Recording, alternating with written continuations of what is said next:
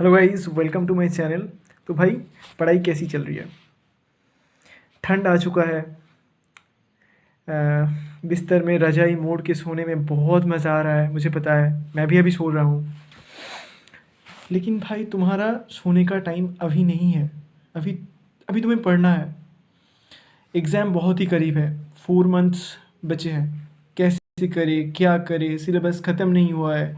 Revision करे तो क्या करे, कैसे करे? बहुत सारे सवाल मन में घूम रहा है। कोई कोई तो रात रात भर मतलब सो नहीं पा रहा है। फिजिक्स नाइटमेयर बन चुका है। जो पढ़ रहा हूँ वो तो पढ़ रहा हूँ, लेकिन जो पढ़ चुका हूँ सारे सब कुछ भूल चुका हूँ। तो गाइस, अगर ये सब तुम्हारा प्रॉब्लम्स है तो तुम सही जगह पे आ चुके हो। यहाँ पे सलूशन मिल जाएगा। पहली बात, मैं कुछ कैटेगरीज में डिवाइड करना चाहता हूँ, क्योंकि जो लोग ऑफलाइन कोचिंग में पढ़ता है और जो कि ऑनलाइन में पढ़ता है, सिलेबस ख़त्म नहीं हुआ है। बेसिकली बहुत ही सीधी सीधी बात है, सिलेबस नहीं ख़त्म हो चुका है। सिलेबस अभी मतलब ख़त्म के कगार पे है, लेकिन ख़त्म नहीं हुआ है। तो क्या करें? क्लास में मेंटेन करें, रिवीजन करें, क्या करें? पहली बात भाई, तुम अगर ऑनलाइन में हो तो भाई, अगर वीडियोस रिकॉर्डेड में है तो देख लो, जल्दी जल्दी से सब देख लो। ठीक है, ख़त्म कर लो। मैं ये नहीं बोलूँगा कि तुम रिवीजन करते करते जाओ, क्योंकि भाई रिवीजन तुम्हें करना है। मतलब तुम्हें रिवीजन करना है, ये पक्की बात है। लेकिन पहले तुम्हें समझना है। तो तुम्हें वीडियोस तो देखना है। ना समझ के रिवीजन करने जाओगे, कुछ नहीं होगा। तुम्हें पहली चीज़ तुम्हें सीखना है, टीचर से तुम्हें सीखना है। ये बहुत ही बेसिक सा चीज़ है। अगर तुम ना सीखे तो अगर तुम्हारे मतलब बेस अगर वीक होगा, तो जो बिल्डिंग खड़ा होगा ना उस बेस के ऊपर, वो मतलब खोखला होगा, वो गिर जाएगा। वो सही। अगर तुम ड्रॉपर हो, तुम 2-3 साल से ड्रॉप कर चुके हो, तुम्हारा सिलेबस पूरा ख़त्म हो चुका है, तो तुम अभी मैं बोलूँगा कि ज़्यादा वीडियोस मत देखो, रिवीजन करते चले जाओ और रिवीजन करो। तो मैं इस वीडियोस को कुछ कैटेगरीज़ में डिवाइड करूँगा, क्योंकि सब स्टूडेंट एक लेवल पे नहीं होता। कुछ स्टूडेंट है जो कि ऑफलाइन कोचिंग में है, कुछ स्टूडेंट है जो कि ऑनलाइन कोचिंग में है। जो ऑफलाइन कोचिंग में है, मैं बोलूँगा तुम साथ साथ में रिवीजन शुरू कर दो। मतलब वो करना है। जो ऑनलाइन कोचिंग में है, जिसका पास रिकॉर्डेड वीडियोस पूरा है, अवेलेबल है, तुम पहले जल्दी जल्दी से पूरा मतलब ख़त्म कर लो, देख देख लो सब पहले। क्योंकि एक होता है ना, जब तुम एक चीज़ कंप्लीट कर लोगे तो एक अकम्प्लिशमेंट होगा फिनिश करने का। ठीक है, वो तुम्हें एक मोटिवेशन देगा कि एक चीज़ तो मतलब हुआ, हाँ कंप्लीट हो गया। और तुम्हें वीडियोस सब तो देखना ही है, तो फालतू में एक बार देख लो, सब देख के रिवीजन कर लो। और अभी भाई टाइम है पढ़ने का, तो मैं बोलूँगा भाई, अभी अगर तुम 12 घंटे से नीचे पढ़ रहे हो तो बहुत ही गलत ट्रैक पे हो, बहुत ही गलत ट्रैक पे हो। तुम देखो कहाँ पे तुम्हें टाइम कहाँ पे जा रहा है, कहाँ पे। ठीक है, और ऐसी है। और कुछ एक डाउट है कि एग्ज़ाम एग्ज़ाम हो रहा है, एग्ज़ाम में मार्क्स बहुत कम आ रहा है, तो एग्ज़ाम देना छोड़ दूँ? छोड़ दो भाई, बहुत सीधी सी बात है। अगर एग्ज़ाम देने से मतलब छोड़ दो, ये बोलना भी गलत है, क्योंकि एग्ज़ाम जब देने जाओगे तुम, कुछ ना कुछ नया क्वेश्चन इनकाउंटर होगा। तो तुम वो क्वेश्चन तो तुम्हें पता चलेगा कि, लेकिन मैं छोड़ने का बात इसीलिए बोल रहा हूँ कि मेरा सिलेबस कंप्लीट नहीं हुआ है, मैं रिवीजन कुछ नहीं किया हूँ। ठीक है, तुम्हें पता है तुम अगर रिवीजन करोगे तो तुम्हें अच्छा रिजल्ट मिलेगा, लेकिन तुम रिवीजन नहीं कर रहे हो। तो पहले तुम्हें समझना है, सीखना है, पहले एग्ज़ाम नहीं देना है। अब एग्ज़ाम अगर इस माइंडसेट पे देने जाओगे कि जो भी है वो देखा जाएगा, मतलब डीमोटिवेट नहीं होने का, जो भी होगा देखा जाएगा, जो नया क्वेश्चन आएगा मैं फेस करूँगा, मैं मेरा नॉलेज से मैं अटेम्प्ट करूँगा। तो इस मेंटालिटी से अगर तुम एग्ज़ाम देने जाओगे तो हाँ, तुम जाओ। अगर तुम हर बार हर बार तुम घर आके तुम डीमोटिवेट हो रहे हो, तो वो एग्ज़ाम देने का क्या फ़ायदा भाई, जो तुम्हें डीमोटिवेट कर रहा है। तो मैं एग्ज़ाम का क्या अगेंस्ट हूँ? मैं क्या एग्ज़ाम नहीं दिया हूँ? नहीं भाई, मैं एग्ज़ाम दिया हूँ। मैं एग्ज़ाम का अगेंस्ट में नहीं हूँ। तुम्हें क्वेश्चन प्रैक्टिस करना है, तुम्हें टाइम मेंटेन करके क्वेश्चन प्रैक्टिस करना है, ठीक है? लेकिन कुछ एक चीज़ है, जैसे कि लोग बोलते हैं कि मेरा एक दोस्त भी था जो कि बहुत सारे क्वेश्चन प्रैक्टिस करता था। वो नीट प्रेप का सब्सक्रिप्शन लिया था क्वेश्चन वाला, वो दिन रात क्वेश्चन प्रैक्टिस करता था, उसका बायो में बहुत अच्छा मार्क्स आया है। मतलब मुझे पता नहीं, लेकिन बहुत अच्छा हाँ मार्क्स आया था। लेकिन मैं भी 340 लाया हूँ, मैं ज़्यादा क्वेश्चन नहीं प्रैक्टिस किया हूँ, ठीक है? मैं एकदम भी क्वेश्चन प्रैक्टिस नहीं किया हूँ। लेकिन मैं क्या करता था, मैं हफ्ते में एलन के एक टेस्ट होता था, मैं देता था वो। और हर हर रोज़ जेईई मेन का प्रीवियस ईयर करता था। मतलब प्रीवियस, तुम बोलोगे क्या सुपर हाई फाई फिजिक्स में थे तुम जेईई मेन का पेपर कर रहे थे और हम क्या। भाई मैं जेईई मेन का बहुत पुराना पेपर नहीं देता था, मैं 2022 का पेपर देता था। मैं 2021 का पेपर देता था, मैं 2020 का पेपर देता था। ये जो साल मैं बोल रहा हूँ, तुम फिजिक्स का क्वेश्चन पेपर उठा के देख लो भाई, पूरा एनसीईआरटी बेस्ड है पूरा। मैं लिटरली जब सॉल्व कर रहा था ना लास्ट ईयर में, तो मुझे लग रहा था भाई ये तो नीट का क्वेश्चन है, ये तो नीट का पीवाईक्यू है। मैं तो मतलब मैं ये क्वेश्चन ढूंढ रहा था, मैं कहाँ था ये। मतलब इतना अच्छा लगा मुझे, इतना अच्छा लगा मुझे। तुम करके देखो भाई, तुम्हें मतलब मज़ा आ जाएगा। जेईई मेन का प्रीवियस ईयर बहुत बहुत ही मतलब एनसीईआरटी का एसर्ट्स एंड रीजन भाई, एसर्ट्स एंड रीजन एकदम एनसीईआरटी का लाइन से छान छान के दिया है, बहुत अच्छा है भाई जेईई मेन का फिजिक्स का पीवाईक्यू। और बायो में तुम्हें क्या करना है, मैं बताया था, बायो में तुम्हें वन शॉट देखना है। तुम्हें दिन में 3 वन शॉट देखना है। क्यों 3? क्योंकि 15 दिन में पूरा 38 चैप्टर्स तुम्हें रिवीजन करना है। तुम फिजिक्स वाला की जो यूट्यूब पे फ्री में सब कुछ फ्री में है, वन शॉट वीडियोज़ है और कुछ एक मतलब फिजिक्स वाला के टीचर्स नहीं है, वो भी वन शॉट वीडियो देते हैं, ठीक है? तुम देख लेना किससे तुम शूट कर रहे हैं। तो हाँ, वैसे करके तुम रिवीजन करते सकते हो। बायो में हर दिन 3 चैप्टर करना है। अब लिटरली मैं बायो में कभी भी 300 क्रॉस नहीं कर पाता था टेस्ट में, ठीक है? मेरा एक दोस्त था, वो मुझे सजेस्ट किया कि तुम वन शॉट देखो, और उसका बायो में बहुत अच्छा मार्क्स आ रहा था।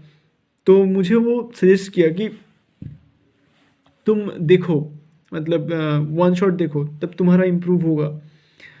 तो वैसे करके मैंने वन शॉट वीडियोस देखना शुरू किया। और जो बच्चा एक दिन में एक चैप्टर भी ढंग से, मतलब 4 घंटा पढ़ के, मैं बायो में 4 घंटा देता था, 4 घंटे में मैं एक भी चैप्टर कंप्लीट नहीं कर पाता था। क्योंकि टेक्स्ट पढ़ने में वो देख के पढ़ के समझ के याद करने में जो प्रोसेसिंग में टाइम होता है वो बहुत ज़्यादा होता है, बहुत ज़्यादा होता है। लेकिन जब तुम वन शॉट देखोगे तो एकदम एक्टिव रिकॉल होगा सब कुछ, ठीक है? तो तुम वन शॉट देख सकते हो, बहुत ही मतलब मैं बायो में 340 लाया हूँ। इसका पीछे 90% जो रोल मैं देना चाहूँगा वो वन शॉट वीडियोज़ को। मैंने बायो कुछ नहीं पढ़ा था, लिटरली कुछ नहीं पढ़ा था, ठीक है? कुछ नहीं पढ़ा था, बस वन शॉट देखता था। दिन में 3 वीडियोज़, 3 चैप्टर मुझे मतलब 1 घंटे का वन शॉट रहता था, वो मैं 2x में चला देता था। तो मतलब 30 मिनट्स में, आधा घंटे में मेरा रिवीजन हो जाता था, ठीक है? बायो तो शॉर्टेड हो गया, ठीक है? अब केमिस्ट्री के बारी। तो केमिस्ट्री में फिजिकल केमिस्ट्री मैं फिजिक्स वाला स्ट्रेटजी लगाया था। हर रोज़ फिजिकल केमिस्ट्री का 2 पेपर दे देता था, मतलब फिजिकल केमिस्ट्री छान छान के मैं कर लेता था। थ्योरी भी पढ़ता था, क्योंकि थ्योरी से भी क्वेश्चन आता है बहुत सारा, थ्योरी पढ़ता था। और केमिस्ट्री में हर रोज़, मतलब ये तुम लिख कर के रख लो, 4 महीने बाकी है, हर रोज़ तुम्हें इनऑर्गेनिक का 1 चैप्टर रिवीजन देना ही देना है। इनऑर्गेनिक का 1 चैप्टर रिवीजन देना ही देना है, ठीक है? भाई ये करोगे तो मेरा 602 आया है, कुछ एक रीज़न के वजह से तुम 630 तक चला जाओगे, ये मेरा गारंटी है भाई। मतलब डैम, इसमें कोई दोहराने वाली बात नहीं है। तुम ऑर्गेनिक इनऑर्गेनिक, तुम हर रोज ऑर्गेनिक का एक चैप्टर तुम्हें करना है। मतलब आज तुम इनऑर्गेनिक कर रहे हो, ठीक है, पी ब्लॉक का एक पोर्शन तुमने किया कि मैं ग्रुप 13 मैंने किया, ठीक है। तो आज कुछ नहीं है, ठीक है, आज कुछ नहीं है। कल तुम देख लो कि कल तुम एक ऑर्गेनिक का चैप्टर उठाओ, अल्कोहल कर लो। और एक चीज़ मैं ऐड करना चाहूँगा कि ऑर्गेनिक केमिस्ट्री में तुम चार्ट बना लो, मतलब रिएक्शन की चार्ट बना लो। तुम्हें टेलीग्राम पे भी मिल जाएगा तुम्हें, लेकिन खुद के हाथ से बनाए हुए चार्ट जो एनसीईआरटी में दिया हुआ है, तो वो बहुत ही काम आएगा, ठीक है। और तुम्हें बस चार्ट बना के भी, मतलब एनसीईआरटी का जो नेम रिएक्शन है ईटेड रिएक्शन, वो मतलब एकदम जो एनसीईआरटी में दिया हुआ है छाप देगा। कुछ एक कॉन्सेप्चुअल क्वेश्चन भी आता है, उसके लिए तुम्हें नोट्स पढ़ना पड़ेगा। तो बेसिकली तुम नोट्स अभी रिवीजन करो। मैंने चार्ट बनाया था, एकदम लास्ट में जाके चार्ट बनाया था, जब मुझे लग रहा है मुझे सब याद है, जो जो चीज़ मैं भूल रहा हूँ वो चीज़ मैं नोट डाउन कर लिया था, ठीक है। तो तुम अभी रिवीजन करो, ठीक है। रिवीजन इज़ द की भाई। रिवीजन तुम अगर इस 3 महीने में, मतलब मुझे नहीं पता तुम क्या किए हो, किस बैकग्राउंड से हो, क्योंकि मेरा भी मार्क्स 500 की आसपास ही घूमता था, ठीक है। मैं बहुत ही सुपर हाई फाई बच्चा नहीं हूँ, था भी नहीं कभी। और मैं 602 ला पाया, तो तुम क्यों नहीं ला पाओगे? जाहिर सी बात है। कुछ एक ट्रिक्स मैंने यूज़ किया, लग भी था, लेकिन कुछ एक ट्रिक्स मैंने इस साल स्पेशल यूज़ किया, जिसके लिए मुझे ये मार्क्स आया है। तुम एटलीस्ट वो ट्रिक यूज़ करो। तुम्हारा मार्क्स अगर 400 में है, वो 500 में आएगा। तुम्हारा मार्क्स अगर 500 में है, वो 600 में आएगा, ठीक है। तो तुम जिस पाथ से जा रहे थे इतना दिन से, वो पाथ में कुछ ना कुछ तो गड़बड़ी है, जिसके लिए तुम्हारा सिलेक्शन रोक रहा है। कुछ ना कुछ गड़बड़ी तो है, तुम्हें वो आइडेंटिफाई करना पड़ेगा कि किस जगह पे तुम अटक रहे हो।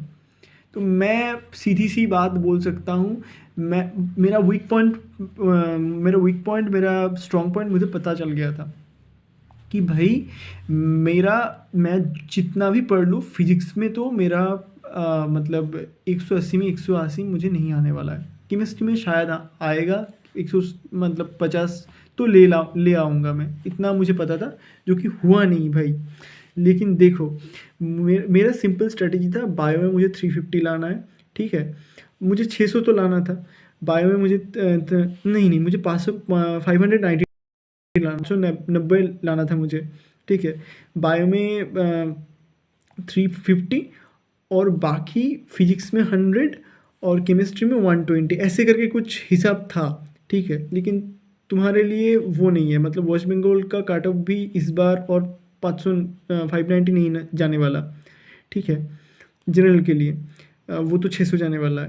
तो तुम वैसे करके एक हिसाब किताब लगा लो कि मेरा बायो में तुम्हें मैक्सिमम स्कोर करना है, लेकिन अगर नहीं होगा तो फिजिक्स केमिस्ट्री में तुम्हारा प्रेशर ज़्यादा पड़ जाएगा। और फिजिक्स केमिस्ट्री में अगर ज़्यादा प्रेशर पड़ जाएगा, तो देखो भाई, फिजिक्स केमिस्ट्री अनप्रेडिक्टेबल है, और तुम्हारा दिमाग भी उस टाइम पे वो लेवल पे काम करेगी कि नहीं करेगा। तुम उस लेवल का प्रैक्टिस तुम इतना साल से किए हो कि नहीं किए हो। मतलब मैक्सिमम स्टूडेंट का फिजिक्स वीक रहता है, केमिस्ट्री में गलती हो जाता है, बहुत ही कॉन्सेप्चुअल चीज़ होता है। लेकिन बायो में एकदम लाइन से क्वेश्चन आता है। और भाई और एक चीज़ मैं बोलना चाहूँगा कि फिज़िकल केमिस्ट्री में ज़्यादा टाइम देने का कोई ज़रूरत नहीं है, क्योंकि अभी जो क्वेश्चन बन रहा है वो इनऑर्गेनिक और ऑर्गेनिक केमिस्ट्री के ऊपर बेस करके आ रहा है मैक्सिमम, ठीक है। तो फिजिकल केमिस्ट्री तुम PYQ करो, मतलब हटा दो, और ज़रूरत नहीं है ज़्यादा टाइम देने का, कोई ज़रूरत नहीं। PYQ करो, हटा दो, और कुछ नहीं बस। और जो भी टेस्ट दे रहे हो, हफ्ते में एक फुल सिलेबस अगर दे रहे हो तो बहुत अच्छे कर रहे हो, ठीक है। और ज़्यादा टेस्ट करने का कोई ज़रूरत नहीं है। मैं बोल रहा हूँ तुम्हें, मैंने जब हिसाब किताब लगाया कि बहुत डाउट रहता था भाई, यूट्यूब का वीडियो देख देख के मुझे बहुत डाउट रहता था कि टेस्ट दे कि रिवीजन करे, टेस्ट दे कि रिवीजन करे। तो मैंने एक कॉम्बो, एक सॉल्यूशन पे मैं आया कि मुझे फिजिक्स प्रैक्टिस में रहना है, फिजिक्स और फिजिकल केमिस्ट्री मुझे प्रैक्टिस में रहना है।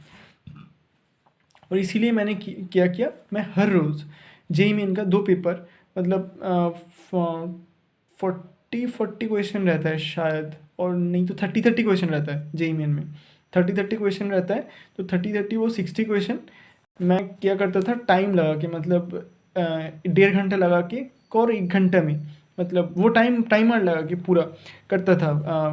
30 क्वेश्चन में लगाता था 2 पेपर का, और प्रॉपर मतलब सोने से उठूँगा और एक फिजिक्स से 2 पेपर में लगाऊंगा और प्रॉपर चेक करूंगा क्या हो रहा है क्या नहीं हो रहा है, मतलब कौन सा चीज़, कौन से मैं भूल चुका हूँ, कौन सा फॉर्मूला मैं भूल चुका हूँ, वो प्रॉपर मैं लगाता था फिजिक्स का। ठीक है। और बायो और ऑर्गेनिक केमिस्ट्री मैं मतलब टेस्ट के ऊपर एकदम डिपेंडेंट नहीं था, क्योंकि हाँ, मेरे से नहीं हुआ। मुझे बायो रिवीजन करना था। मुझे तुम आज भी अगर बोलोगे कि बस तुम एग्ज़ाम देते जाओ, एग्ज़ाम देते जाओ, एग्ज़ाम देते देते सब कुछ याद रह जाएगा, मैं नहीं कर पाऊँगा। मैं उतना बड़ा रिस्क मैं नहीं ले सकता। ठीक है, ये बहुत ही मतलब बेसिक सा बात है, मैं नहीं ले सकता। मैं आज भी अगर नीट का प्रिपरेशन कर रहा होता तो मैं बायो तो पढ़ता ही, एनसीईआरटी में पढ़ता, नहीं तो मैं वन शॉट देखता और जो चीज़ मुझे लग रहा है ये रिवीजन करने की ज़रूरत है वो एनसीईआरटी में देख लेता मैं। ठीक है, ये चीज़ है। और क्या, तो भाई एग्ज़ाम लेके उतना प्रेशर नहीं लेने का कि एग्ज़ाम देना ही देना है, ये करना है वो करना है।